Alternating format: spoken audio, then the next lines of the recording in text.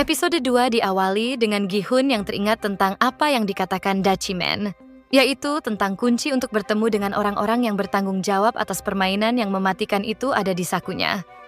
Dan ketika dia memeriksanya, benar saja ada kartu undangan dengan tanggal dan lokasi, yaitu bertanggalkan 31 Oktober. Bersamaan dengan itu, Junho langsung mendobrak pintu karena mendengar suara tembakan. Dia pun bergegas masuk, karena bagaimanapun juga dia adalah seorang polisi. Yang mana di salah satu ruangan Junho menemukan Woo-seok yang terikat. Setelahnya, Junho pun mencari keberadaan Gi-hun. Jelas dengan mayat dan Gi-hun yang memegang pistol, Junho pun beranggapan Gi-hun telah melakukan pembunuhan. Namun sebelum Junho menahannya, Woo-seok masuk dan memukul kepala Junho yang membuatnya pingsan.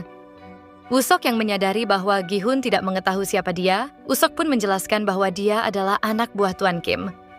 Ketika Woo-seok menyadari bahwa Dachiman telah mati, dia pun senang sekaligus sangat marah, karena dia ingin membalas dendam kepada Dachiman karena telah membunuh Tuan Kim. Ketika semuanya mulai kondusif, mereka kemudian menunggu Junho terbangun untuk menanyakan tentang mengapa dia ada di sana. Junho menjelaskan bahwa dia sebenarnya telah bertemu 2 kali dengan Gi-hun, yang salah satu pertemuannya terjadi di pulau, tepat sebelum permainan mematikan itu terjadi, di mana kala itu dia menyusup ke kelompok itu untuk menemukan saudaranya. Junho kemudian bertanya mengenai apa yang terjadi. Gi-hun pun kemudian menjelaskan semuanya. Dan di sini Gi-hun juga mengatakan bahwa sebenarnya dia ingin menghentikan permainan mematikan itu. Junho kemudian meminta Gi-hun untuk melepaskannya, karena dia ingin membantu Gi-hun menemukan orang-orang di balik semua ini. Namun di sini Junho tidak memberitahukan bahwa frontman yang sedang Gi-hun cari adalah saudaranya. Setelah sedikit meyakinkan, Gi-hun pun setuju untuk membiarkan Junho menjadi bagian dari tim dan bergabung dengan Woo-seok.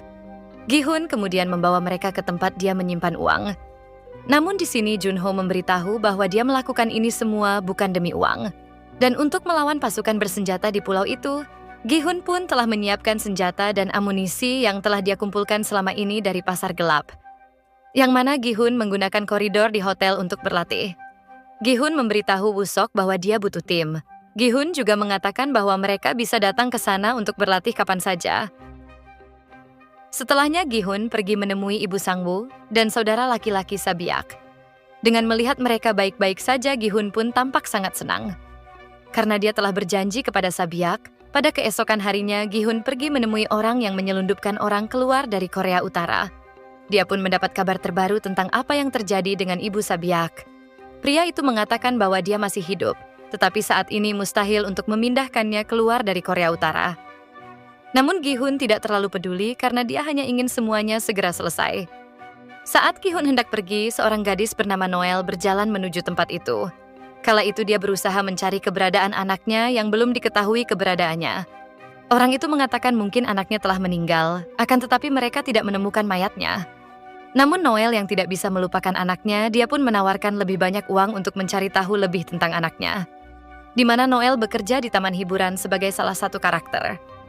Di hari itu adalah hari yang sangat panjang bagi Noel. Saat dia beristirahat di area tempat mereka berganti pakaian, seorang gadis kecil kemudian masuk. Gadis kecil itu kemudian berjalan mendekati Noel untuk menunjukkan bahwa dia telah menggambar dirinya dengan karakter Noel.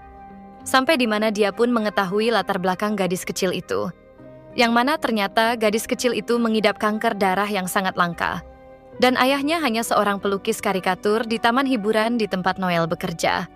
Di mana itu kemudian mengingatkan Noel pada anaknya sendiri. Anak yang ditinggalkannya di Korea Utara saat dia melarikan diri. Di mana di setiap malamnya Noel pun selalu melewati malam dengan kesedihan dan selalu tidur di mobilnya di tempat parkir taman hiburan. Dia pun sering dimarahi akibat selalu memarkir dan tidur di sana. Kala itu seseorang memberikan kartu untuk berpartisipasi dalam permainan. Pada keesokan harinya dia masuk ke kantor bosnya untuk berhenti dari pekerjaannya. Namun saat dia meninggalkan taman hiburan, dia melihat ambulan. Dan kemudian dia melihat bahwa gadis kecil itu sedang dilarikan ke rumah sakit. Kala itu topi gadis kecil itu terjatuh. Noel kemudian mengambilnya dan menuju ke rumah sakit untuk mengembalikannya. Sementara itu pada malam hari Gi-hun dan timnya sedang mempersiapkan pertemuan dari undangan yang ada di kartu itu dan yang seharusnya berada di sebuah klub. Namun kala itu bertepatan dengan Halloween. Sehingga untuk memudahkan mengidentifikasi orang-orang itu beroperasi, jadi Gi-hun mengambil tindakan drastis, di mana dia pun memasang chip pelacak di geraham giginya. Dengan cara itu, Junho akan dengan mudah dapat benar-benar melacak lokasinya Gi-hun. Dia kemudian turun untuk bertemu Woo-sok beserta sekelompok tentara bayaran. Mereka pun mulai bersiap sebelum pergi di malam itu.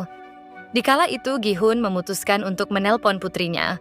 Akan tetapi, dia tidak mengatakan sepatah kata pun dengan putrinya, sejak memutuskan untuk tidak naik pesawat di kala itu. Gi-hun mungkin hanya sekedar ingin mendengar putrinya sebelum dia melakukan aksi yang berbahaya. Mereka kemudian menuju ke klub tempat Gi-hun dan Woo-sok akan masuk ke dalam. Sementara Junho akan tetap di luar bersama dengan tentara bayaran untuk mengawasi keadaan. Dan karena di hari itu adalah hari Halloween, maka untuk menemukan seorang pria bertopeng akan sedikit sulit. Namun kala itu, Ji-hun menemukan seorang pria bertopeng jas merah muda, bukan di klub yang dimasuki Gi-hun. Maka dari itu, Junho pun memberitahu Gi-hun bahwa dia akan mengikutinya. Saat itu, orang-orang berjas merah muda memutuskan untuk menyetrum Woo-sok dan membuatnya pingsan. Namun saat Junho masuk ke dalam klub, dia tidak menemukan orang-orang berjas merah muda dan hanya menemukan Woo-sok yang pingsan. Dia kemudian berlari keluar dan menghubungi tentara bayaran untuk bersiap mengejar lokasi Gi-hun. Sementara itu, Gi-hun yang sudah berada di dalam mobil. Seperti biasa, dia disambut dengan radio babi yang juga merupakan sistem intercom. Dan saat mobil itu berjalan melalui kota, tentara bayaran dan Junho pun terus mengikutinya. Dikala itu, Gi-hun berkata supaya mereka menghentikan permainan itu untuk selamanya. Namun frontman mengatakan permainan menunjukkan bahwa para pemain memilih untuk berpartisipasi atas kemauan mereka sendiri. Namun Gi-hun mengatakan bahwa mereka memangsa orang-orang yang kurang beruntung dan orang-orang yang sedang dalam masa sulit. Saat mereka berdua berbicara, di luar para tentara bayaran dan Junho terus membuntuti mereka. Namun mereka mulai menyadari bahwa mereka sedang dibuntuti. Mereka kemudian berputar-putar untuk supaya para penembak mereka menembak mobil Junho dan para tentara bayaran. Namun Gi-hun masih sedikit beruntung karena dengan chip di giginya Junho bisa melacaknya. Kala itu Gi-hun mengeluarkan pistol untuk memecahkan kaca. Namun itu percuma karena mobil itu anti peluru. Setelahnya Gi-hun bertanya pada frontman apakah dia dapat berpartisipasi dalam permainan itu sekali lagi. Dan itu membuat frontman sedikit terkejut. Meskipun frontman tahu bahwa misi Gi-hun menghentikan permainan, namun frontman memutuskan untuk mengabulkan permintaannya. Dan yang itu berarti Squid Game tahun ini memiliki satu kontestan lagi, yaitu Gi-hun. Namun ternyata setelah Gi-hun pingsan, frontman berada di kursi penumpang sejak dari awal. Sementara itu Noel yang diketahui bahwa dia juga berpartisipasi dalam permainan, ternyata bukanlah menjadi seorang kontestan, namun dia akan menjadi salah satu dari pekerja yang akan mengeksekusi para pemain. Dan cara dia sampai ke tempat permainan pun juga berbeda. Noel pun pergi dengan truk gandeng yang berisikan loker-loker para pekerja.